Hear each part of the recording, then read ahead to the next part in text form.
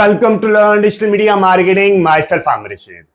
आपने फेसबुक के ऊपर कैंपेन क्रिएट करना तो सीख लिया कि फेसबुक के ऊपर कैंपेन किस तरह क्रिएट होते हैं, कौन कौन से ऑब्जेक्टिव हैं, बजट किस तरह देना है, ऑडियंस की सिलेक्शन किस तरह करनी है, इंटरेस्ट की सिलेक्शन किस तरह करनी है। ठीक है, यानी कि आपको आइडिया हो गया कि फेसबुक का डैशबोर्ड किस तरह यूज करके अपनी कैंपेन क्रिएट करते हैं। ठीक है, लेकिन ये अभी आपने सिर्फ फर्स्ट फेज क्लियर किया है। अगर आप फेसबुक मार्केटिंग के एक्सपर्ट बनना चाहते हैं तो इसका सेकंड फेज है कि आपको पता होना चाहिए कि फेसबुक के ऊपर फनल बेस्ड मार्केटिंग स्ट्रेटेजी कैसे बनाते हैं और फनल की बेसिस पे कैंपेन किस तरह क्रिएट करते हैं। ठीक है, सबसे पहले आपको आइडिया होना चाहिए कि फनल क्या होती है, फनल के कितने फेजेस हैं और हर फनल के हिसाब से कौन कौन सी कैंपेन क्रिएट होती है। ठीक है, फनल के 3 फेजेस हैं जो mostly digital marketing professional use करते हैं। 3 फेजेस में स्प्लिट करते हैं, टोफू, मोफू और बोफू। टोफू होता है टॉप ऑफ फनल, जिसे हम प्रोस्पेक्टिंग या कोल्ड ऑडियंस भी कहते हैं। ठीक है, इससे रिलेटेड आपने अवेयरनेस से रिलेटेड कैंपेन क्रिएट करते हैं। आपने टोफू के ऊपर कौन सी कैंपेन क्रिएट करनी है, कौन से आर्टवर्क क्रिएट करने हैं। ठीक है, इसी तरह मोफू यानी कि मिडल ऑफ फनल के ऊपर कौन सी कैंपेन और कौन से आर्टवर्क और कौन सी हेडलाइन क्रिएट करनी है, और बोफू यानी कि बॉटम ऑफ फनल के ऊपर कौन सी ऑडियंस क्रिएट करनी है, कौन से आर्टवर्क क्रिएट करने हैं और कौन सी हेडलाइन क्रिएट करनी है। ठीक है, इससे रिलेटेड डिटेल्ड वीडियो, ये तो अभी एक आज इस वीडियो में मैं आपको डिटेल में बताऊंगा कि आपने फनल बेस्ड मार्केटिंग स्ट्रेटेजी किस तरह क्रिएट करनी है फेसबुक का मार्केटिंग का एक्सपर्ट बनने के लिए। ठीक है, लेकिन अगर अभी तक आपने मेरे YouTube चैनल को सब्सक्राइब ही नहीं किया तो सबसे पहले मेरे YouTube चैनल को सब्सक्राइब कर लें, और अगर आपके फ्रेंड्स एंड फैमिली सर्कल में से कोई बंदा फ्री में, टोटल फ्री में डिजिटल मीडिया मार्केटिंग सीखना चाहता तो ये चैनल आप उसको भी रेफर कीजिएगा। तो चलिए अभी अपने सिस्टम में आपको जाके दिखाता हूं कि आप फनल बेस्ड मार्केटिंग स्ट्रेटेजी किस तरह क्रिएट कर सकते हैं।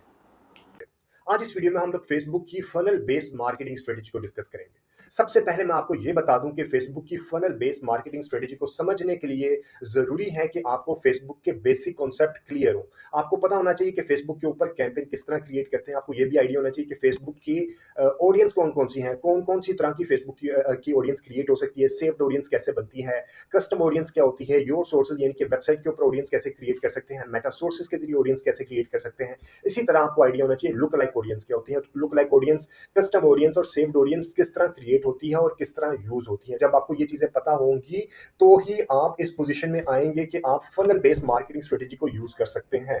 उसके रीजन मैं आपको बता दूं कि funnel based marketing strategy actually consumer को अवेयरनेस स्टेज से लेके जाती है बाइंग फेज तक, यानी कि कंज्यूमर के लिए है कि कंज्यूमर को अवेयरनेस से स्टेज से लेके जाएगी वो बाइंग स्टेज तक। ठीक है, तो ये ऑडियंस स्पेसिफिक है, जैसे हम कहते हैं आपको बहुत ज्यादा इंफॉर्मेशन होनी चाहिए कि आप कस्टम ऑडियंस किस किस तरह की वेरिएशन की बना सकते हैं, लुक लाइक ऑडियंस कौन कौन सी बन सकती है और कैसे बन सकती है और कैसे यूज कर सकती है। ठीक है, फिर जाके आप एक अच्छी funnel based marketing strategy create कर सकेंगे। अदरवाइज आप अच्छी मार्केटिंग फनल बेस्ड फेसबुक की स्ट्रेटेजी क्रिएट नहीं कर सकेंगे। ठीक है, इसके अलावा आपको यह भी पता होना चाहिए कि जब हम कैंपेन में से पहले मैं अपनी कई वीडियोस में पहले भी समझा चुका हूं, कैंपेन बजट 2 तरह का होता है। एक बजट आपने देना होता है एड सेट के ऊपर और एक बजट आपने देना होता है कैंपेन के ऊपर। आपको वो भी क्लैरिटी होनी चाहिए कि आपने कैंपेन के ऊपर बजट देंगे तो क्या फायदा होगा और एड सेट के ऊपर बजट देंगे तो क्या फायदा होगा। ठीक है, अब मैं आपको लेके चलता हूं और ये बहुत मजे की चीज होती है। मैं आपको इसका एक एग्जांपल दे देता हूं कि इसको हम क्यों यूज करते हैं। ये एक तरह की गोल्ड माइन है डिजिटल मार्केटिंग के अंदर। इसको इस तरह एग्जांपल लेते हैं कि मैं टीवी के लाइक ट्रेडिशनल मीडियम में क्या करता हूं कि टीवी के ऊपर अगर मैं टीवी न्यूज़पेपर के ऊपर कोई ऐड चलाता हूं, रेडियो के ऊपर ऐड चलाता हूं और दुकान के ऊपर मेरे बंदे आते हैं, लाइक कोई बाहर आते हैं। ठीक है, अब मुझे ये नहीं पता कि मेरी दुकान के ऊपर जो शॉप के ऊपर जो बाहर आए हैं, मेरी बुटीक के ऊपर जो बाहर आए हैं, मैं इन्हीं लोगों को दोबारा अपना ऐड दिखाऊं।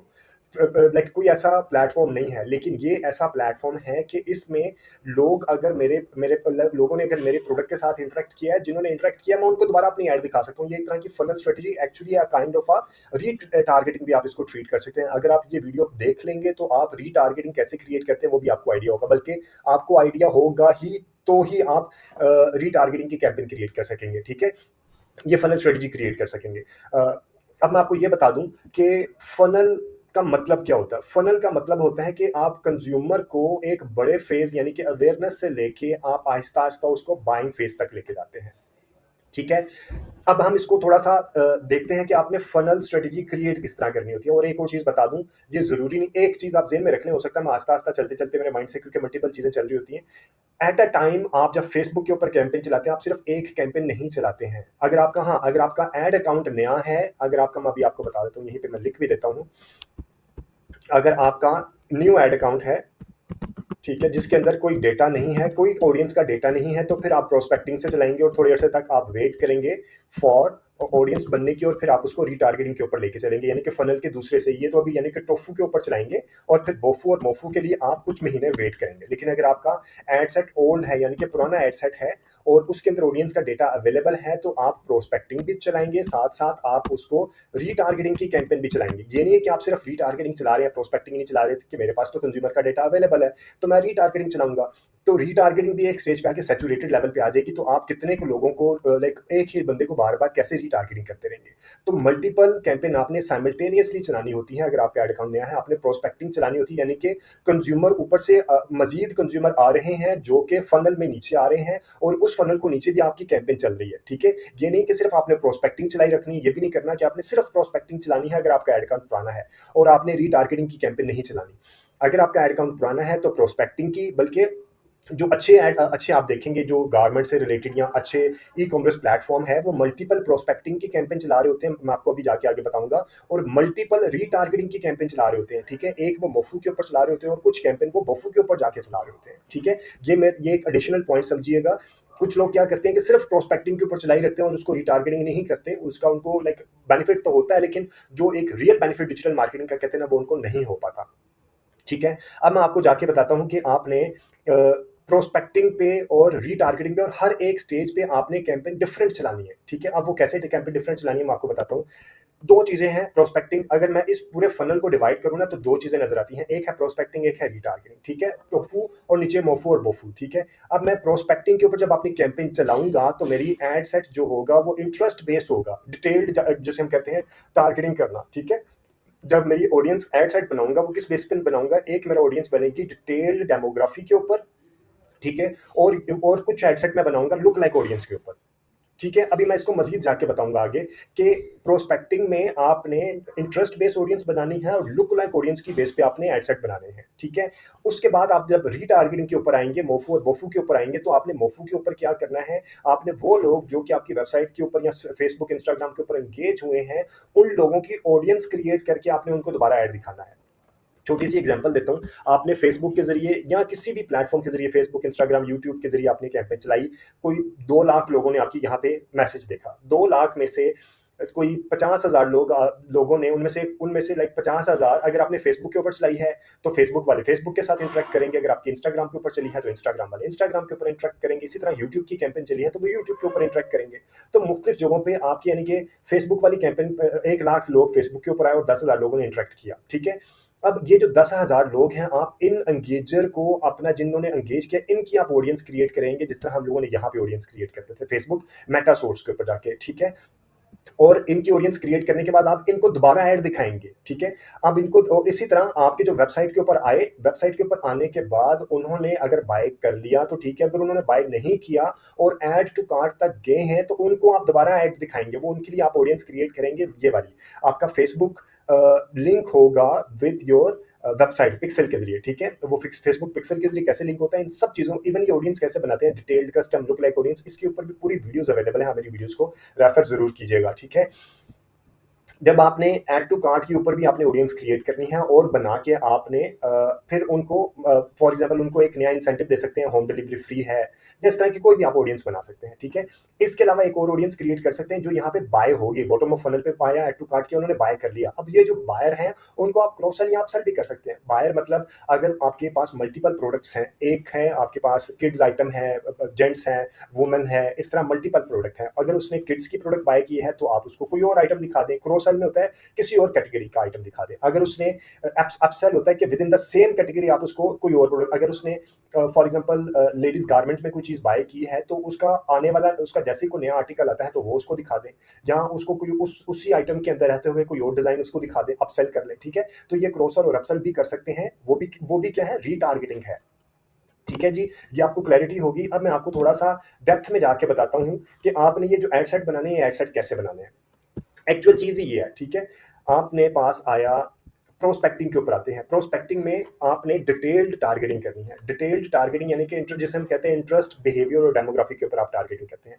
एक एड सेट बनाएंगे आप कैटेगरी के ऊपर। ठीक है, और ये शुरू में आपने क्या करना है, इसको मैं यहाँ पे ये लिख देता हूँ, आपने ये जो एड सेट बनाने हैं शुरू वाले, ये बनाने हैं एड सेट के लेवल पे बजट देना आप, ठीक है, एड सेट के लेवल पे इसको बजट देना। ये नहीं करना कि आपने कैंपेन के लेवल पे बजट नहीं देना, वो मैं उसको रीजन भी बता देता हूँ।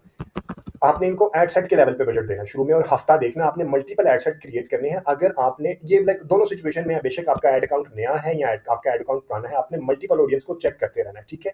डिटेल डेमो टारगेटिंग के ऊपर आपने इंटरेस्ट की बेस पे, एक है कैटेगरी स्पेसिफिक इंटरेस्ट, यानी कि कैटेगरी स्पेसिफिक इंटरेस्ट क्या है, अगर आपका गारमेंट्स से रिलेटेड प्रोडक्ट है तो आपने गारमेंट्स से रिलेटेड ही इंटरेस्ट के ऊपर आपने ऑडियंस क्रिएट करनी है, यानी उसके अंदर आपने गारमेंट्स है तो गारमेंट्स ही रहना है, उसमें कुछ ज्वेलरी कॉस्मेटिक्स नहीं डालना। एक एड सेट ये बन गया। एक एड सेट आपने बनाना है क्लोजली रिलेटेड इंटरेस्ट, यानी कि उन लोगों का जो आपकी कैटेगरी है, वो कैटेगरी का ड्रेस है तो उसके क्लोजली रिलेटेड कौन सी है, ज्वेलरी, कॉस्मेटिक्स, शूज, तो उस तरह की ऑडियंस का एक इंटरेस्ट बनाना, यानी कि कॉस्मेटिक्स का बना दिया, ठीक है, कि कॉस्मेटिक्स वाले भी तो शूज बाय कर सकते हैं, कॉस्मेटिक्स भी तो लेडीज गारमेंट्स बाय करती है ना। इसी तरह आपने अपने जो आपका जो अपना ब्रांड है उससे रिलेटेड जो आपके कंपेटिटर हैं उनकी बेसिस पे इंटरेस्ट बना दिया, ठीक है। अब कंपेटिटर ये नहीं करना कि आपका एक मिडिल टियर ब्रांड है तो आपने अपर टियर के ब्रांड्स को अपना कंपेटिटर समझ लेना, आपने मिडिल टियर ब्रांड को ही अपना कंपेटिटर समझना है। आप अपर टियर को अपना बनाएंगे, अपना ब्रांड की ऐड दिखाएंगे तो वो हो सकता है आपकी ऐड देख तो ले लेकिन उससे को बाय नहीं करेंगे, क्योंकि उनकी कैटेगरी और है, वो और लेवल की चीजें बाय करते हैं, ठीक है, एक्सपेंसिव चीजें बाय करना उनका वो प्रेफरेंस देते हैं, तो कंपेटिटर आपने देख के बाय करना है। इसको हम कहते हैं कंज्यूमर पर्सोना कैसे डिवाइस करते हैं।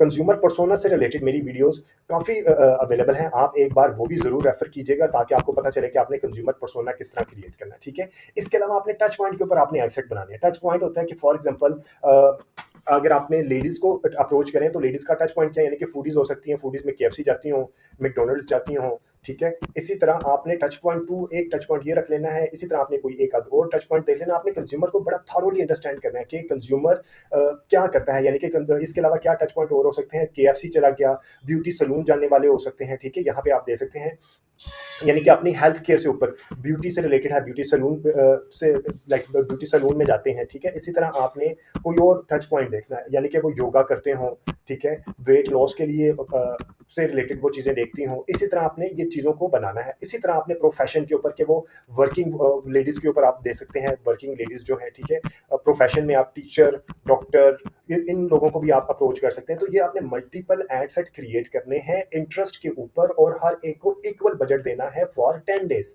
सॉरी फॉर 7 डेज, ठीक है। मैं रिपीट कर रहा हूँ, आपने मल्टीपल ये मैं इसको यहाँ नीचे रख देता हूँ।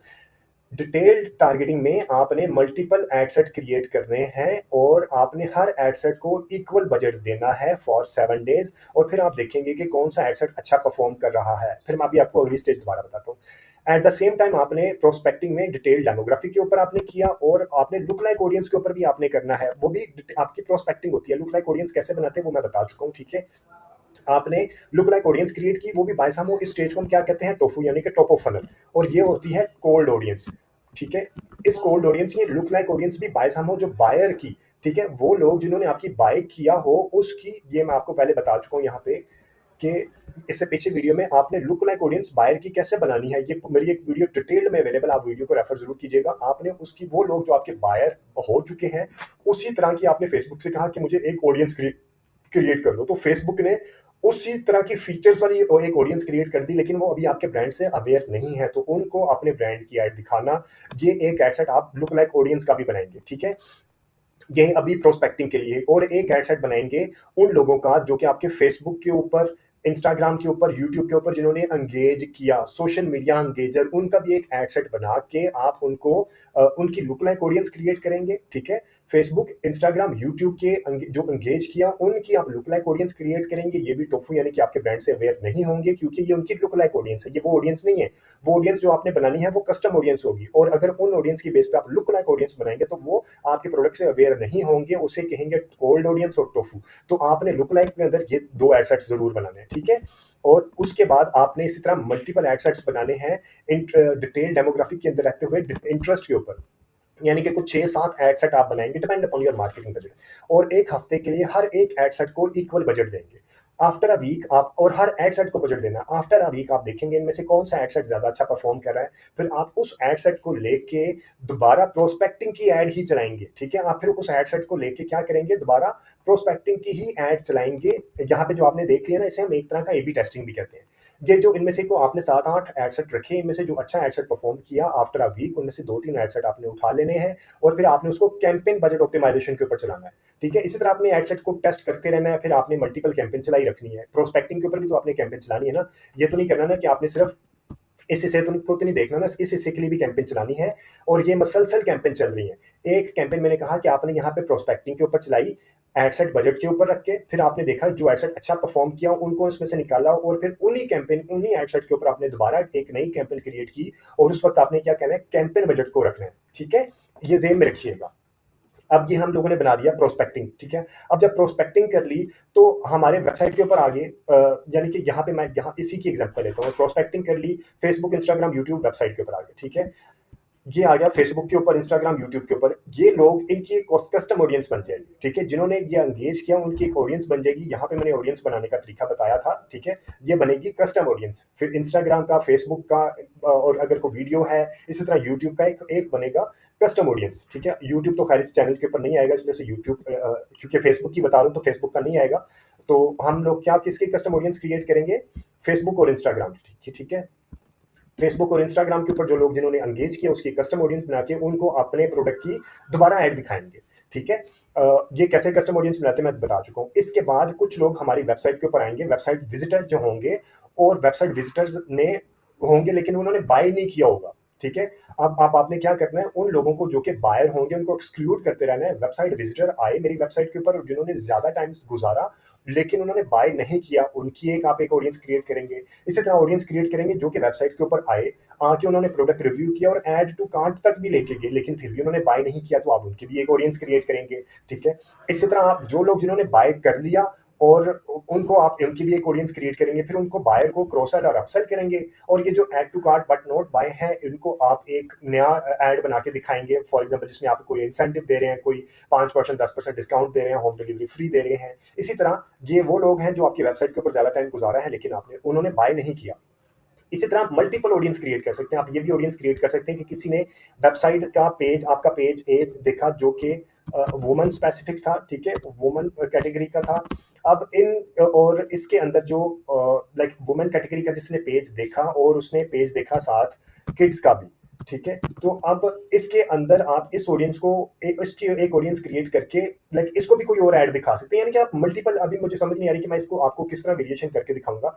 आप मल्टीपल वेरिएशन कर सकते हैं कि किसी ने कोई स्पेसिफिक वेब पेज देखा, उसको कोई और ऐड दिखाना है, ठीक है? अगर वुमेन का देखा है उसने तो उसको किड्स का ऐड दिखा दो, अगर किड्स का देखा है तो उसको वुमेन का ऐड दिखा दो। तो ये मल्टीपल वेरिएशन क्रिएट करने के लिए आपको क्या करना पड़ता है, सोचना पड़ता है। कस्टम ऑडियंस बनानी आती होगी तो ही ये सारे आप काम कर सकते हैं, ठीक है? और कस्टम ऑडियंस में मैं अगेन बता रहा हूँ, रिपीट कर रहा हूँ आपके पास, और दो चीजें होती हैं फनल में, प्रोस्पेक्टिंग और रीटारगेटिंग, ठीक है? प्रोस्पेक्टिंग के लिए क्या होता है, आपने यहाँ पे मैं लेके आता हूँ, आपने डिटेल्ड टारगेटिंग और लुक को ऑडियंस के ऊपर बनानी होती है। रीटारगेटिंग के लिए आपने बायर को, ऐड टू कार्ट को, वेबसाइट विजिटर को, फेसबुक, इंस्टाग्राम एंगेजर को, उनकी ऑडियंस क्रिएट करके उनको दोबारा दोबारा अपना ऐड दिखाना होता है, ठीक है जी? Thank you very much watching this video. अगर आपको इस वीडियो के कंटेंट के ऊपर कोई फीडबैक, सजेशन या कोई भी कमेंट है तो do mention in the comment section. उम्मीद है कि ये कंटेंट आपको जरूर फायदा देगा, क्योंकि फेसबुक, इंस्टाग्राम का डैशबोर्ड समझ लेना ही काम नहीं है, एक्चुअल काम फेसबुक और इंस्टाग्राम की कैंपेन को स्ट्रेटेजी के साथ चलाना होता है, ठीक है? अगर आपके फ्रेंड्स एंड फैमिली सर्कल में से कोई बंदा फ्री में डिजिटल मीडिया मार्केटिंग सीखना चाहता है तो ये चैनल आप उसको भी रेफर कीजिएगा। Thank you very much watching, take care and Allah Hafiz.